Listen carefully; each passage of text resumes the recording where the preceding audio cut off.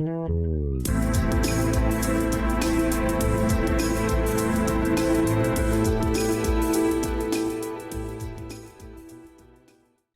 I'm Terrence McNally. Welcome to Freeform, a world that just might work. I'll be speaking today with Chuck Collins, who directs the program Inequality and the Common Good at the Institute for Policy Studies and co-edits inequality.org, which puts out a weekly newsletter that I highly recommend.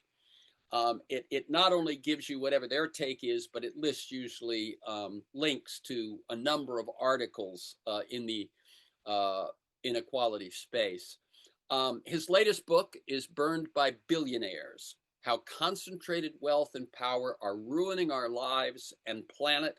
You can learn more at inequality.org and at chuckcollinswrites, all one word.com.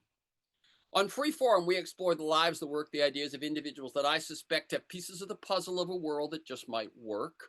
We look at politics, economics, environment, science, culture, health, all based on the fact that I believe we can do better, and I want to find out how. The show streams weekly on the Progressive Voices Network on TuneIn.com, and podcasts are available anytime, anywhere at Apple Podcasts, Spotify, most major podcast sites, and at my site, terrencemcnally.net, TERRENCEMCNALLY, all one word, .net.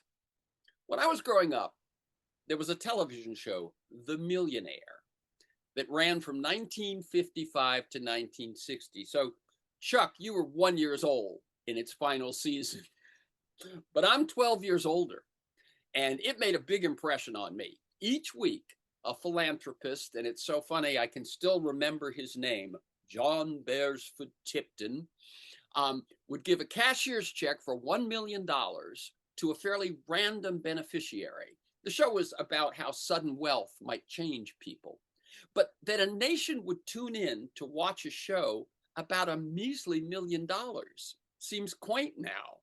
It would be about 12 million today, but folks wouldn't watch a show today where people got 12 million. That amount would be nice, but kind of meh. It's not just their attitudes that have changed. The late 1950s was the era when the U.S. enjoyed the greatest middle class in the history of the world. Families could live a decent life on one salary and imagine that their children would do even better. Though $1 million might be a dream for most of us, I don't think we begrudge Tipton his wealth. Things just felt fairer because they were.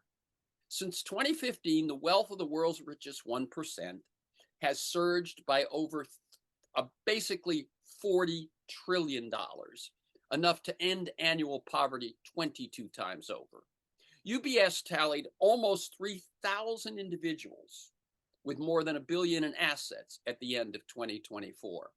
30 years ago, the IRS counted 1.6 million Americans with a net worth of $1 million or more. Remember how I said millionaire wouldn't make such a big deal now? So 30 years ago, 1.6 million Americans. 2024, 24 million Americans, a nearly 15-fold increase. The expanding ranks of millionaires comes as the gulf between rich and poor widens. The richest 10% of Americans hold 2/3 of household wealth, according to the Federal Reserve, averaging 8 million each. And the bottom 50% hold 3% of the wealth with an average of just 60,000 to their names. Between 1990 and 2020, U.S. billionaire wealth soared 1,130% in 2020 dollars, an increase more than 200 times greater than the 5.3% growth of U.S. median wealth during that same time. Between 1980 and 2018, billionaires' taxes declined 79% as a percentage of their wealth. That just should give you some scale of what's gone on over the last 30, 40 years. Chuck's new book, Burned by Billionaires, breaks down how extremely concentrated wealth is impacting us all, limiting our political influence, having us pay their taxes, poisoning our environment, handicapping our response to climate change, raising the cost of our housing, and lowering the quality of our health care, and weakening our education systems and social services. We lose. Do they win? Maybe not. The long-term global epidemiological study of inequality by Wilkinson and Pickett in their book, The Spirit Level, looked at 30 years of data and found that everyone, rich and poor alike, does worse in all sorts of dimensions with high levels of inequality in a society. And among the wealthiest countries, the last I looked, the US is the most unequal. The extremely wealthy write their own rules. They intentionally enfeeble government. And when it falls short, people's trust and support falls with it. We end up with Trump, Musk, and Project 2025, and the downward spiral feeds on itself. Whether it's taxes or regulations, it's easy to see when government cramps your style, but not necessarily so with billionaires. Chuck contends most people are not aware how the wealthy impact their lives, and his new book aims to be a tool to educate our communities about the damage that inequality brings and organize ourselves to fight back. Chuck Collins directs the program on inequality and the common good at the Institute for Policy Studies, co-edits inequality.org, which puts out a weekly newsletter I highly recommend. He's co-founder of divestinvest.org, a global movement to divest from fossil fuels and invest in climate solutions. He's a trustee of the Post-Carbon Institute and resilience.org, a founding board member of Patriotic Millionaires. He writes the column Oligarch Watch at The Nation magazine. His books include The Wealth Hoarders, How Billionaires Pay Millions to Hide Trillions, Born on Third Base, and with Bill Gates Sr., Wealth and Our Commonwealth, Why America Should Tax Accumulated Fortunes. His latest, as I said, is Burned by Billionaires, How Concentrated Wealth and Power Are Ruining Our Lives and Planet. Welcome again, Chuck Collins, to Freeform, a world that just might work. Great to be back with you, Terrence. Let me tell listeners, we're recording this conversation Thursday, October 16th. Now, as you know, I like listeners to get a feel for the people behind the work and the ideas we talk about. You've been a guest on the show several times. But for those who may not know your story, Chuck grew up wealthy and has dedicated much of his life to the fight against gross inequality. Do you consider yourself an activist, an author, a writer, a think tank guy? I assume all of the above, but how do you sort of weave those? How does it feel to you? I feel like I'm a campaigner, a storyteller, a researcher. Yeah, my dad was a thoughtful conservative. He loved his National Review and William F. Buckley, and so I had to back up my assertions, and he probably made me a better researcher. But yeah, I like to think that at the heart of things, I'm a campaigner, really just working to try to change things. It's interesting. It's a good designation. It might be one that fits myself as well. Um, how long have you specifically been working on the issue of inequality? I remember reading in the early 80s Kevin Phillips' book 92, and I was working on affordable housing issues, and I could kind of see how the growing rich-poor gap was affecting the housing situation. So yeah, it was around in the mid 90s when a couple of us formed a group called United for a Fair Economy. Mm-hmm. And ultimately, I came to work at the Institute for Policy Studies. I've been there for 20 years now, directing the program on inequality. But it just seemed like it was not enough just to talk about poverty, that we needed to talk about sort of the top end wealth concentration as a driver of what we were experiencing. Okay, so over the time you've been focused on it, which now we're saying, if you say 1990, we're talking 35 years. Um, what has gotten worse, and has anything gotten better? Well, I can look back over that time and say most of my work has been almost a complete failure. No, it's not that bad. Oh, But I do think, 25, 30 years ago, the US had a very high tolerance for inequality. As long as, that the power of the story of meritocracy, that each of us can become wealthy if we just work hard, and the belief that, as long as the rules are fair, anyone can become wealthy. That I think has crumbled. And I think the pandemic kind of accelerated our understanding that the rules of the economy are rigged in favor of the wealthy, that the wealthy are putting up barriers to our becoming just having a decent life, let alone having prosperity in our own individual finances. Um, and I think that there's just a much growing awareness, and particularly among younger people, about the deep harms caused by inequality. And of course, over this 35, 40 years, the concentration of wealth has become greater. We used to talk about, 99 to 1 and the 1%. Hmm. But the last 15 years, I would say most of the income and wealth gains have gone to the top 1/10 of 1%, those with 40, $50 million or more. So most of the gains are pooling at the very tippy top. I mean, yeah, if people realize once you get to that, that is one in a 1,000. thousand. Yep. Yeah, The top 1,000th, yeah, 130,000 households. Um, and I think that's, uh, people talk about who are the wealthy, and actually, I have a chapter in the book that I call the Roadmap to Richistan, where we kind of look at the different villages, the top 10% hmm, affluentville and the top 1%. But if we look at it through the lens of power, where does power reside? I think that's the demarcation line. When you hit 40, $50 million, you've taken care of all your needs and desires. Your children are fine. You're flying private. You have multiple houses. And you're not just buying jets anymore, you're buying senators and news outlets. And that's the point at which wealth translates into the power to shape, warp, stop, corrupt the political and economic system. yeah. And that's when, I'm trying to remember it. I read a lot of this stuff, and it just in the last few weeks, someone laid out a similar schema as you did, and they said up to a certain level, which I guess is, let's say, below 40 million or so. What you've done is you've gotten freedom over your own life, power over your own life. You're not living in the precariat like millions of Americans. Um, but when you get above that, now you have power over other people's lives. yeah, I think that's a good formulation.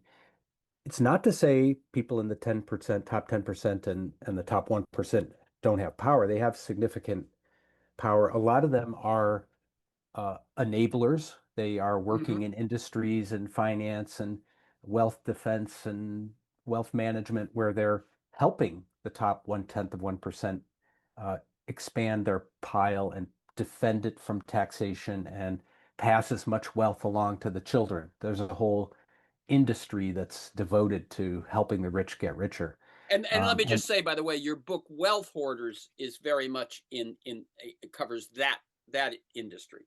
yeah, and Terrence, I wish I had titled it How to Hide $1 Billion. I think it would have sold better. I think you're right. Even if you don't have $1 billion, you probably are interested to know if you do get it, you'd like to know how to hide it. So, Right. Or how they're hiding it from you. Yes, indeed. And people just don't think of hoarders as, hoarders are quirky weirdos. They're not stealing you blind.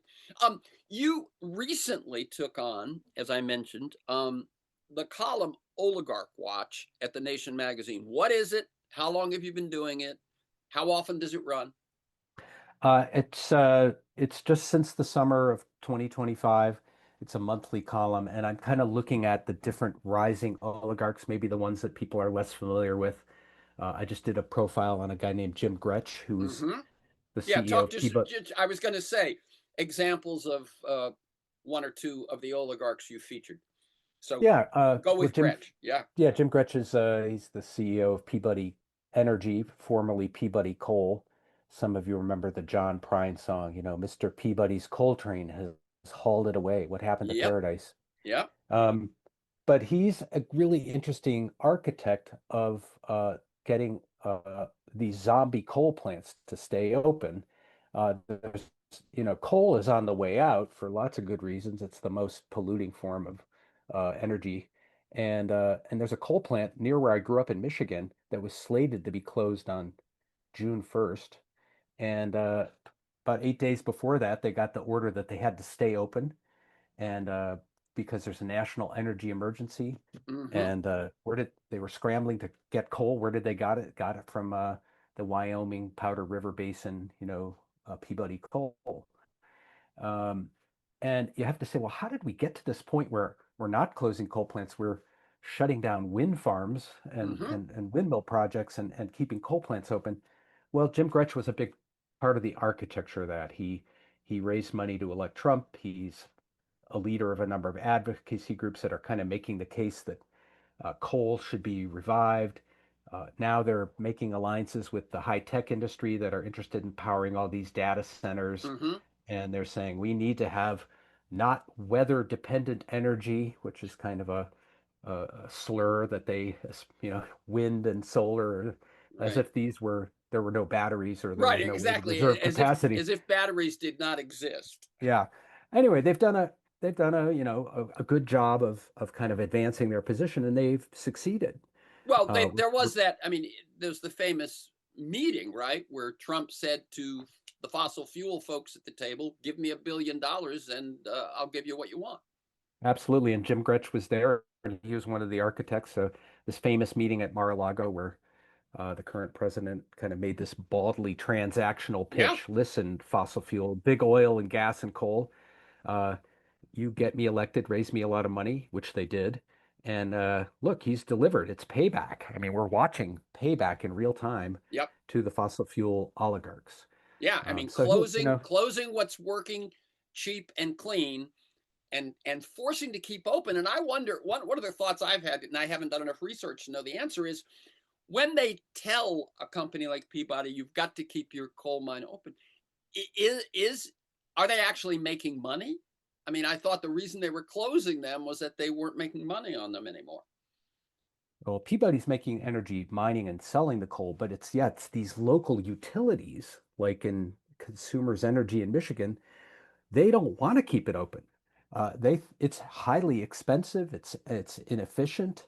It's costing the ratepayers and customers more money. So it's Oh, I actually see. Right. The customers would like it closed. the customers and the utilities and the Right. and the Well, I meant energy the overs. utilities are their customers, right? I mean, Yeah, that's what yeah, I'm saying. Yeah. But the people who own the resource, which is no longer marketable, they still want it open. I get it. And Gretsch and Peabody's PACs gave over 100,000, but their payoff way beyond that. yeah. The coal industry, even, and it's sort of a blatant kind of take the money and run. They know that the sun is setting on coal, if you will. The sun Yes. is rising on solar. The rest of the world understands this. Are shutting down coal plants all over the world. But somehow they think, maybe if we can squeak this out another 5, 6 years, we can get more money, all at the expense of humanity and the people who have to pay for this unneeded, inefficient coal operation. Yeah, if someone wants a look at another perspective on a lot of that, um, your fellow Vermonter Bill McKibben's book "Here Comes the Sun" uh, has I interviewed Bill a couple of weeks, a month or so ago, but he makes the point that now that renewables are not just the cleanest but also the cheapest, that he actually sees this at this moment that we're in. It's like there is, as he says, so much bad news, but one very big piece of good news. Absolutely. No, I mean, I think we just crossed the global line in terms of renewables powering the planet. And, you know, so it just shows how kind of retrograde this idea is. Yes. We're gonna, the fossil fuel billionaires are gonna pool their money and block the climate transition that's so necessary at this moment. Right. Well, they'll They're gonna, block it here, but as you point out, they yeah, won't block it elsewhere, and they won't block it in China.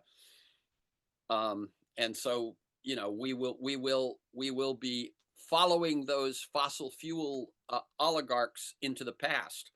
Um, your newest book, and you're very prolific. You come up with one almost every year, it seems. How did this one happen? I often ask, why this book at this moment?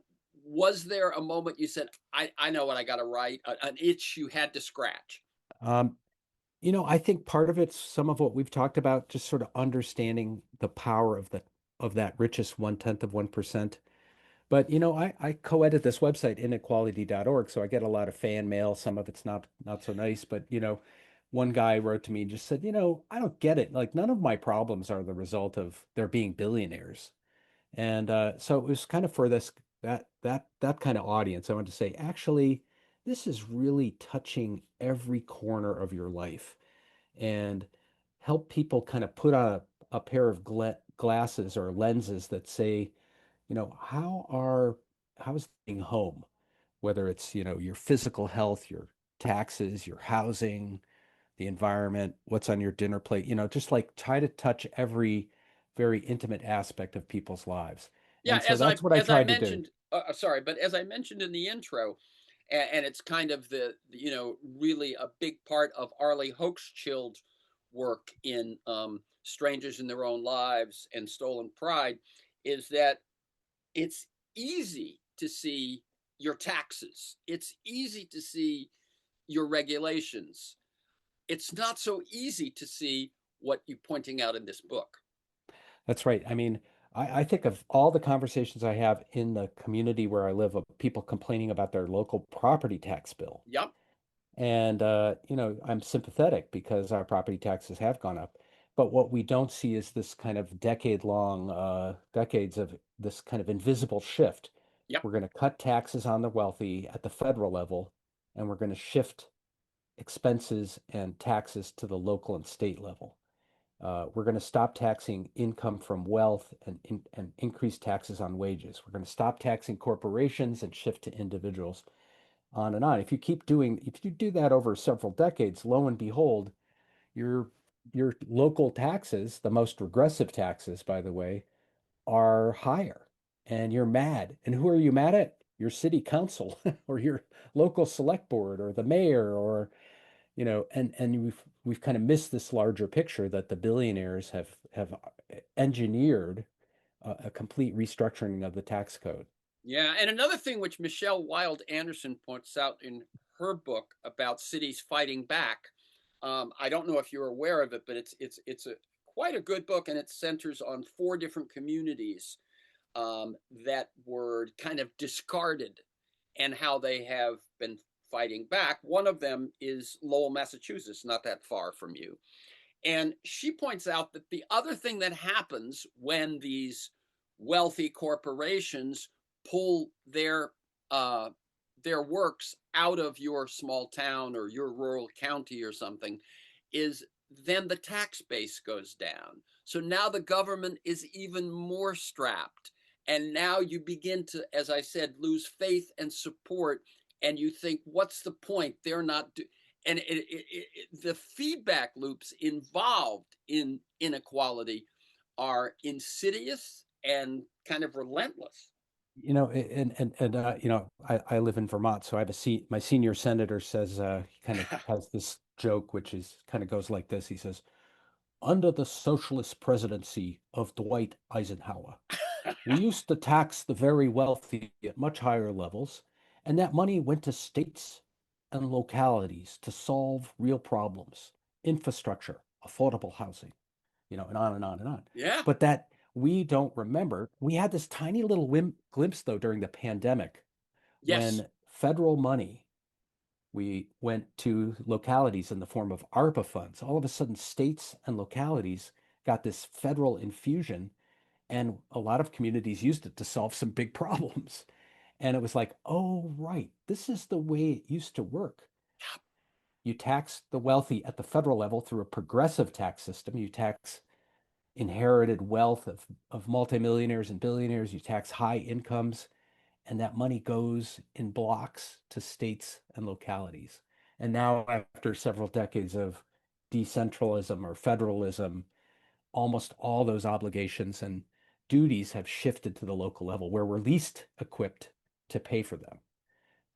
So that's the story of over time that, and as you point out, it's like this invisible Mm-hmm. force that's disrupting our lives and focusing our resentments in the wrong direction, I think. Yeah, that's the point. Yeah, that I kept making with this contrast of you can sort of see, and the uh, the highly wealthy and their money and their media influence reinforces this notion that the government is not worth whatever they're asking of you, and and kind of, if they can feeble the government enough, and if you can get, kind of upset at the government enough, then basically the territory of power is ceded to the wealthy and their corporations. Rebecca Henderson of the Harvard Business School and economist Branko Milanovic, I mention this every now and then in interviews because they come from very different perspectives, but they both sort of say capitalism has its value, and it generates innovation and wealth and all those things that its defenders talk about, until it starts writing its own rules. And when it starts writing its own rules, that corrupts it, and then we end up with the system we're in. And that is clearly what's happened since the 70s and the Powell memo, but certainly since Citizens United. Yeah, I think, and I have a whole chapter where I try to say, look, there are these different stages of wealth accumulation, and that we're kind of, our narrative is stuck in sort of the first stage, which is entrepreneurial wealth creation. The first stage, which actually has a lot of societal benefits, and my conservative father and I can both agree, that's great that people start businesses and create better mousetraps, and they should be well rewarded. But then when the wealth starts to accumulate to that 40, $50 million level, people are starting to invest in wealth defense or invest in monopolies to crush their competition. And then they invest in political capture to kind of change the rules and the laws that govern their industry and business. And finally, the final stage, and this is a new development really, is I call it the hyper extractive stage, where there's so much billionaire wealth and power that they're like, well, what do we do with all this money? Well, let's go back into the economy and try to extract some more value from the healthcare system. This is private Uh, equity and hedge funds. Private equity is the kind of hyper extractive instrument. And not all the billionaire wealth is there, but if you have $1 billion, Terrence, as you may know or may not know, where do you park it all? Where do you invest it? Where does it go? You can't put all your eggs in one basket. So and there's maybe if you just take 20% of your $1 billion and say, let's go over here to the high risk, high return investment area. Well, that's a lot of money going into trying to get 22.5% returns out of somewhere. Well, where do you find those? Well, you go into the housing market and you buy up apartment buildings and convert them to short-term rentals, or you go and buy a hospital and you slice off the real estate and you wheel and deal and extract higher fees and returns. Or you go over to the pet store and you buy the pet store and you buy the veterinary clinics. You get the picture. You're just like, as Matt Taibbi says, it's the vampire squid trying to put its tentacles into every corner of our lives, trying wherever it can smell money. And Yeah, that's the I've done. hyper extractive phase. I think that's a very good way of describing it, and I have done several programs on private equity and hammer on it a lot. But that their model, which is come in, extract as much from this company that existed prior to my purchase, and sell it piecemeal if I need to, but get rid of it once I've extracted. And they do this with having convinced the courts that they are not actually the owners. They are not actually held to responsibility and accountability for the consequences of their work. They are in courts. They will claim that they are merely investment advisors to the companies and so on. And you were talking. They look for things that are absolutely essential, right? Housing, healthcare, and they go sort of, and even in healthcare, they'll buy hospitals, and there was a hospital group in Massachusetts, the Stewart Group, right, which is just a Yes, perfect example of ruining it. But they'll even go specifically to just purchasing the emergency rooms, right? They they they, exactly. they are looking at with laser focus at where can I make the most, and everyone else will pick up the tab. There's one of my these billionaire-backed private equity funds are buying up mobile home parks, Oh, and one of the guys sort of offhandedly said, buying a mobile home park is like owning a Waffle House where your customers are chained to the booths.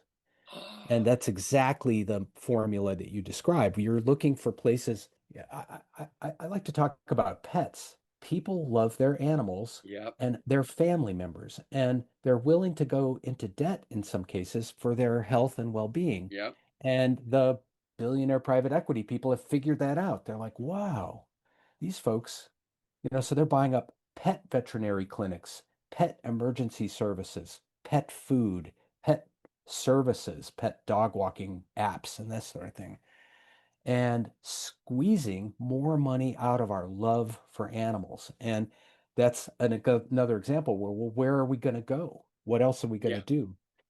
And they buy these veterinary shops, and they might look to be mom and pop, but now they're owned by private equity.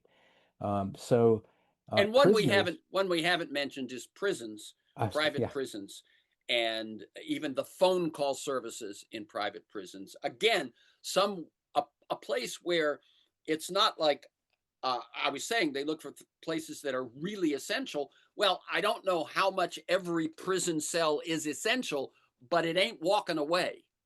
that's right. It's the ultimate captive Yeah, market, and yeah, we found these private equity, buying up the internet and telephone services for mostly probably impoverished people who just want to stay in touch with their family. And we all yep, know staying connected is a key part of how people yeah. move forward in their lives, whether they're in prison or outside of prison, And so you cut people off, or you increase the cost of making that call to a loved one to say goodnight to your kids or whatever. And here's the private equity squeezing and benefiting from this. Well, it's interesting what you just point out. Pets, these family. I mean, it's the things we depend on, even if we're not wealthy, even if we might not love our job. These are the things that sort of make our life worth living. And to them, that's to them that's a whoa, that's a signal worth investing in. Yep. They almost like make money off our hearts. That's right. It's another example I see. I have a son who is doing quite well in his job at this stage of life, would probably be able to own their own home. But because of this housing market and because of the barriers to entry for young people, he has to compete. He goes out and he tries to buy a house, and he's got his letter from the bank saying he Mm, can borrow up to this amount. He makes an offer on the house, and he says, "Oh, we accepted a cash offer cash with offer. no inspection." Like, who can not even inspect the house to make sure it's not going to fall apart? Not a working person, not somebody who can, Not as you someone know, who's going to live in it. not somebody who's going to live in it and have to suffer if the foundation falls apart in the next 3 years. And so the private equity, and Jeff Bezos is one of the investors in this. He might be your landlord, who knows? Buying up single family houses in residential neighborhoods. And you walk around, you realize half the houses on this block are owned by an absentee billionaire-backed private equity fund, uh, because they know people are going to be stuck in rental housing. They're going to want to live in a single family house, and they're just going to have to pay rent their whole lives as opposed to ever own. So they're taking advantage of the downside of the housing market, the inaccessibility for most people of being able to own a home. Okay, let me tell people this is Freeform, a world that just might work. I'm Terrence McNally. I'm speaking with Chuck Collins. He directs the program on inequality and the common good at the Institute for Policy Studies, co-edits inequality.org, which puts out a weekly newsletter that I highly recommend. He writes the column Oligarch Watch at The Nation magazine. His latest book, the one we're talking about right now, is Burned by Billionaires: How Concentrated Wealth and Power Are Ruining Our Lives and Planet. And you can learn more at inequality.org and chuckcollinswrites.com. I think I've even heard that they're buying up the housing on military bases or the housing. Am I right? Or is it just, I mean, because another place that they've invested is in veterans, right? That, Yeah. Yeah, I'm less familiar with that, but I'm not surprised. I mean, And it's the opposite of the way the military used to just build its housing without debt and provide housing. And people have lobbied against that and said, look, let's put those folks out into the private market. And then surrounding a military base, you see, again, the predatory Yep. vultures of equity coming in and buying up the services, buying up things that veterans depend on, knowing there's a flow of money coming off that military base, and they're going to capture that. Yep. Yep. And so what I was going to say is let's shift. We're a little over halfway through. Let's shift to you put out a wonderful um, uh, article recently, which was 10 ways the billionaires and their concentrated wealth are personally burning you, burned by billionaires, and then 5 ways to respond and get active against that. And I was going to say, let's shift to that. Well, one of them, and I'm just going to read a little bit of the information I have about it because it was made so clear in this one study. But this is your number 2 in your 10 is they rob you of your voice and vote with the billionaire capture of the government. What you think barely matters. And I'm going to go to the study that points that out. And this was a study by Princeton's Martin Gillens and Northwestern's Benjamin Page. And what they found was that a proposed policy change with low support among the economically elite is adopted 18% of the time, while a proposed change with high support of the elite is adopted about 45% of the time. On the other hand, when a majority of citizens disagrees with the economic elites or with the organized interests, they almost always lose. That basically, when the people's values get enacted, it's because they're not opposed by the elite's values. When the elite's values get enacted, it's because they want them. Go ahead.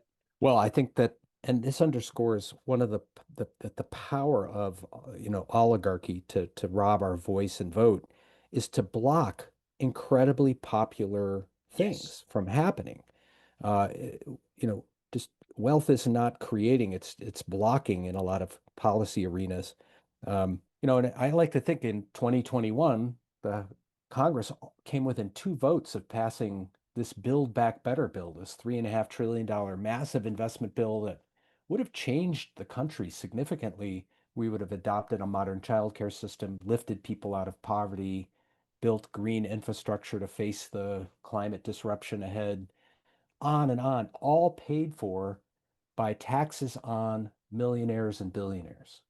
And what what the powers that be realized is we just have to stop this. And they bought off 2 senators. They said, we're going to you're set up for life. You just have to vote against this. Block it. Joe Manchin from West Virginia, Kristen Sinema from Arizona. You can retire in glory and wealth if you vote against this. And that's what happened. They just figured out how to pick off and stop. And you see that over and over again. Popular policies, for affordable housing or taxing the wealthy come within a sliver, and then the curtain comes down Right. because the powerful have figured out where the pressure point is to block something. Yeah. Okay. So let's we may not get through your whole 10 and your whole 5, but let's deal with some of them. The very first one you mentioned is, and I mentioned it in my intro, the billionaires stick you with their taxes. Yep. I mean, what we didn't talk about is just how the wealthy have figured out how to opt out, through trusts and shell games and the like. But, when the wealthy don't pay their fair share, they're shifting the bills to everyone else, or they're shifting uh, the cuts onto everyone else. Um, and that's the 40, 50-year trend. We used to tax wealth and invest it in a way that created a middle class and created opportunities for non-rich people. And now we're stuck paying the bill. Right. We were a country of shared prosperity in those 50s and 60s that I was sort of talking about at the start, and that just got turned off. And the acceleration um, in recent years, and then ultimately in Project 2025 and the Trump 2.0 is I mean it's just outrageous. I love that you use that word enfeeble to talk Yes. about the public sector because if you can't depend on the government to solve big problems, then we're all on our own. And you hear people individually, individual families trying to figure out some fairly big societal problems like where will our children get educated? Where will our elders, long-term care at the end of life? How does retirement work? Healthcare.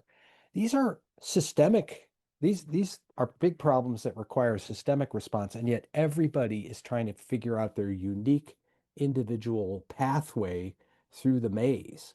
And that's what happens when government is enfeebled and disinvested, and you're being encouraged to not trust and depend on your community and your neighbors, but in fact, you're on your own. And I think that's a big part of the challenge that we're up against is can a collective solution make a difference these days? People are skeptical.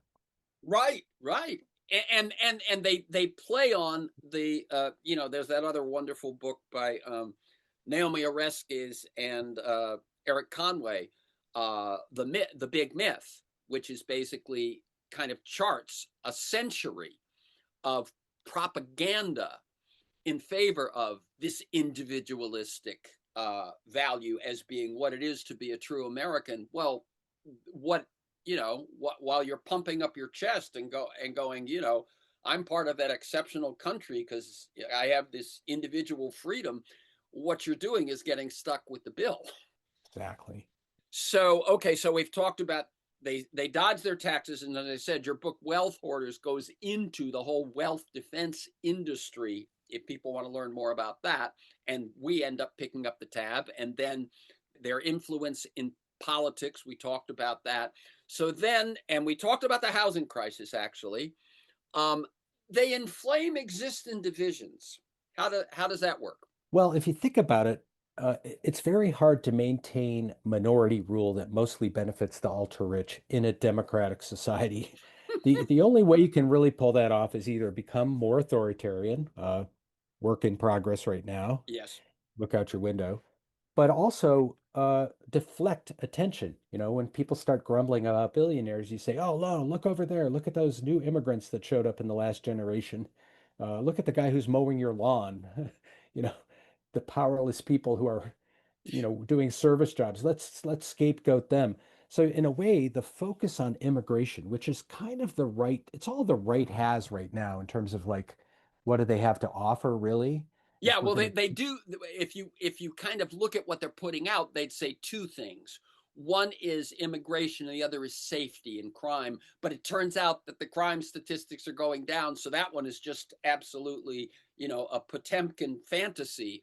But I would say those are the two that they're sort of going for. And one thing I wanted to say about the attacks on immigrants that I don't think it's said often enough is that these are the same people that were the essential workers during the pandemic and how quickly the country could turn on them. Absolutely. I mean, the other thing just to underscore is, we have these divisions. We've had a historic century-old racial wealth divide, these deeper divisions.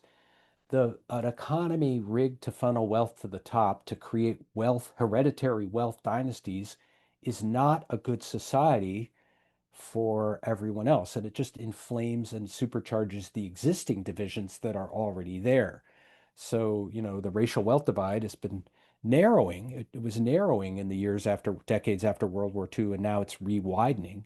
It's not surprising that an economy that's aimed at serving billionaires is not going to be great for people who are not wealthy.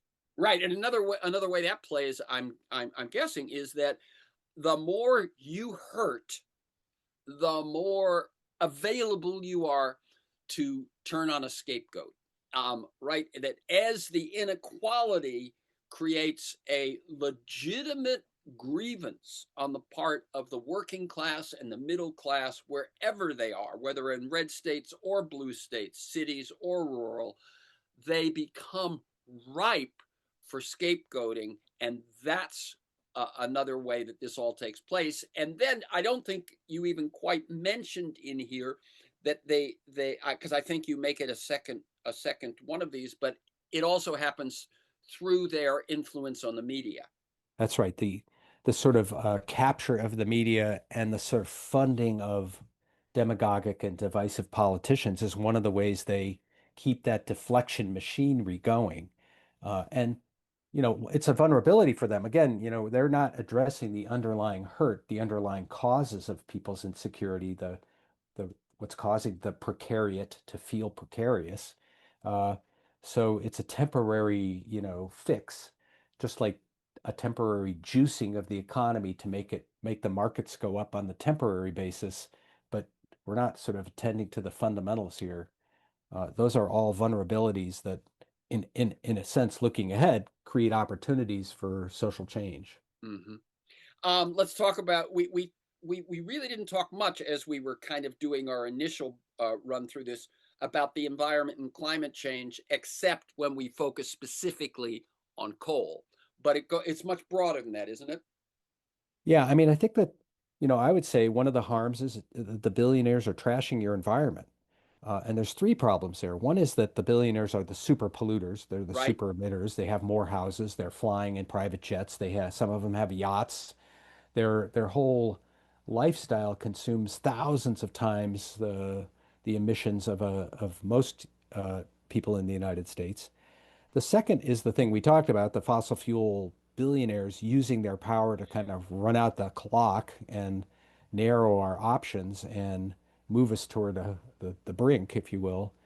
But the third thing that I think is really problematic is, you know, the wealthy are going to have to change their behavior more than others. We all have a responsibility to, especially those of us in sort of the global north who've benefited from living in an advanced industrial society where we've been burning fossil fuel for 100 years or more. But if I say to you, Terrence, why are you flying so much? Do you really need to take a plane? I mean, I know your children live in another time zone or something, but could you, or, why are you driving? And shouldn't you invest in a car that's a little more energy efficient? And, there's this whole chatter around our own individual responsibility. Meanwhile, some billionaires flying their jet across LA for lunch. Right, with And five you people in feel, it. yeah, you feel with one person in it, or maybe they're just getting their dog and flying it home. I mean, it makes everybody else feel like chumps Yeah. so we're going to need to have solidarity in a sense that we're all in this together to kind of face the future and the future disruptions that we're going to face. But if the billionaires are kind of like not with the program and actually undermining the program, that's going to be bad for our ability to respond as a society. So I think the billionaires are, we should be talking about this intersection of extreme wealth and the climate crisis and how that's one of the key drivers of the problem. Right, right. And by the way, we're using the term billionaires because it's it's partially covers the territory, and it is the in the name of your book. But you're sort of talking about the what we referred to earlier, the sort of over 40 million. Yeah, I would call it the 1/10 of 1%. Yeah. That upper sliver. It's Billionaireville and Upper Richistan Yep. in Yep. my book. But Yep. yeah, maybe a little sloppy to just say the billionaires, but it's really the centi or the 100 millionaires up to the billionaires that are Yeah. the Yeah. drivers. That's where the power lies, and that's where the responsibility for a lot of these But problems lies. when we saw the CEOs all sitting uh, behind Trump at the inauguration, it's pretty easy to see that the billionaires are um, you know are I mean they are not shying away from the camera, let's say, and so it's easy to sort of see them the billionaires as the problem. Um, we talked a bit about healthcare. Anything more you want to add on that one?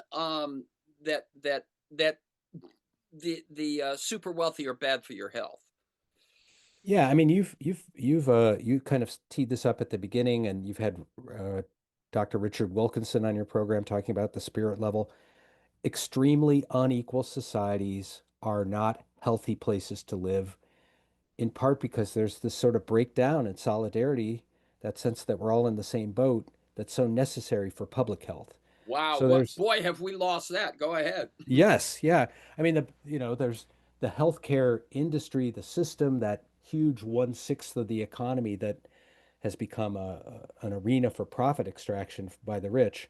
But there's also sort of our larger public health. Uh, we know that seatbelts probably save more lives than a lot of wonder drugs, smoking cessation programs. All those are public health efforts.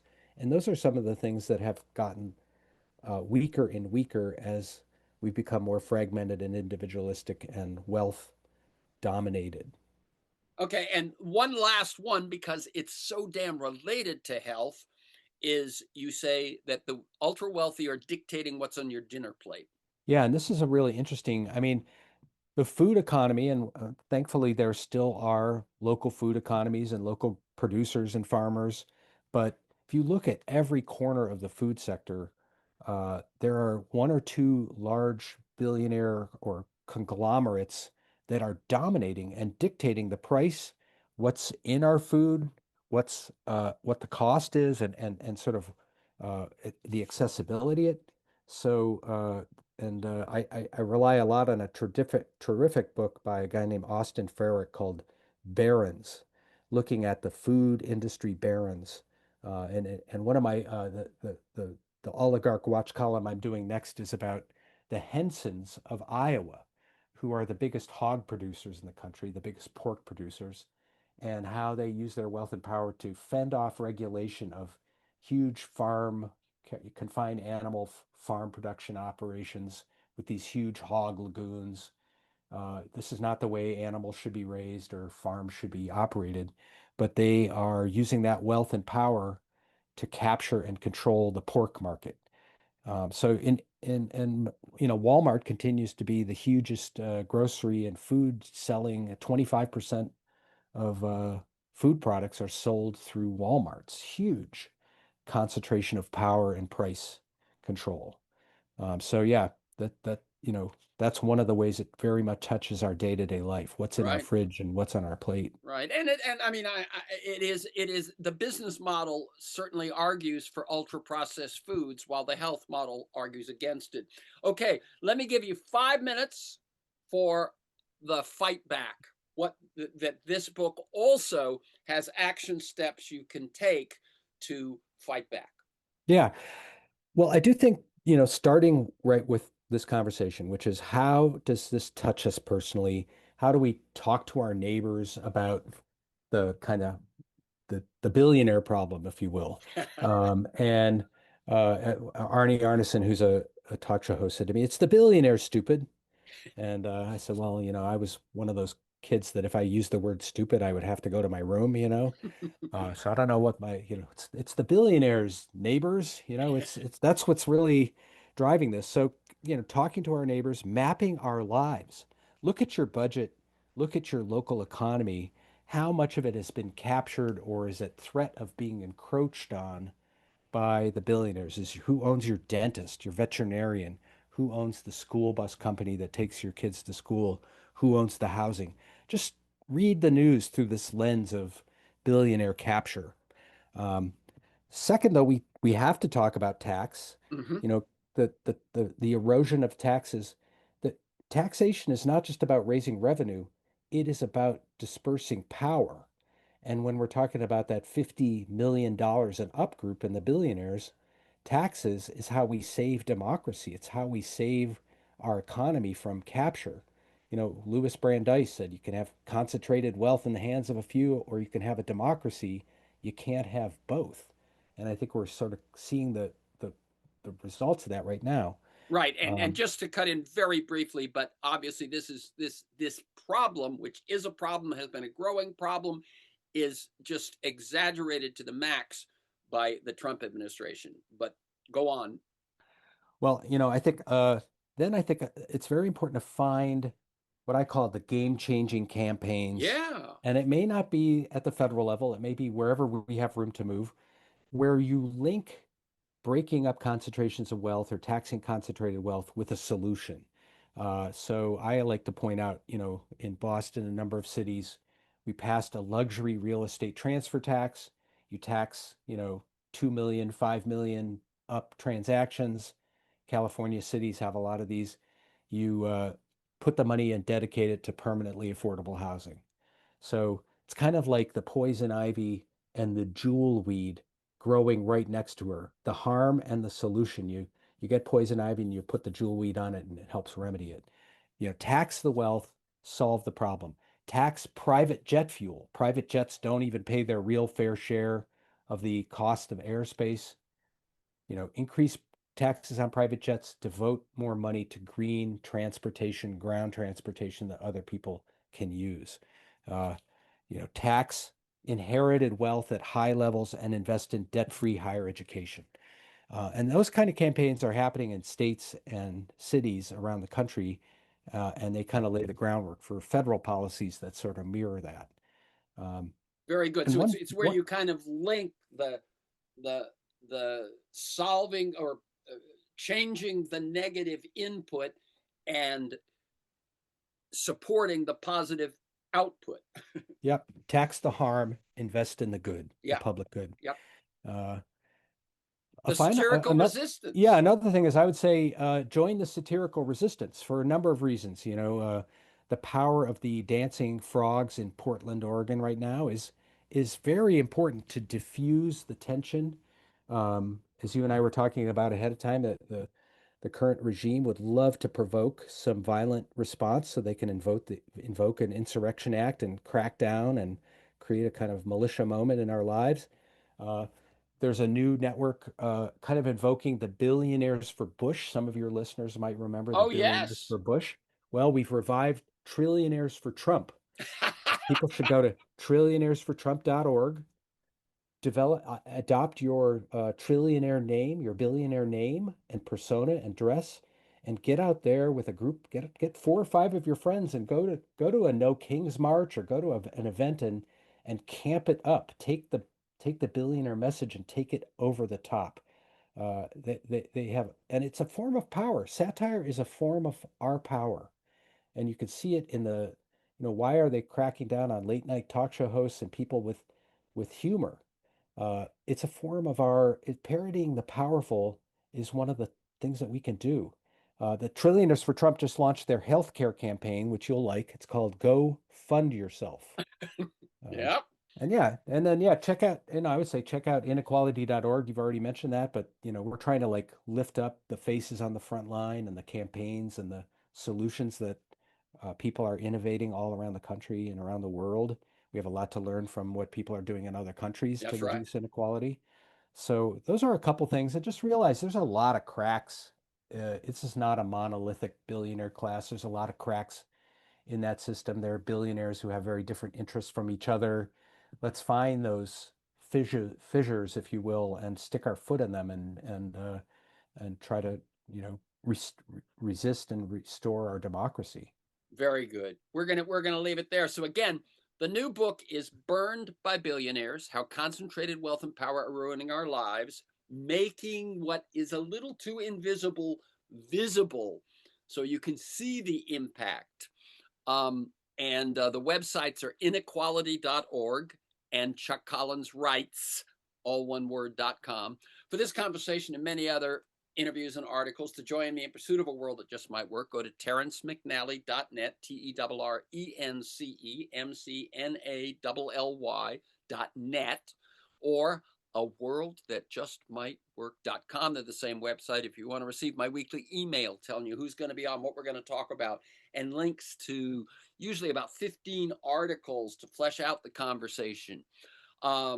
Email me at temcnally, TEMCNALLY, at mac.com, and sign up at my site or at any of those other podcast sites to get the podcast delivered to you on a regular basis.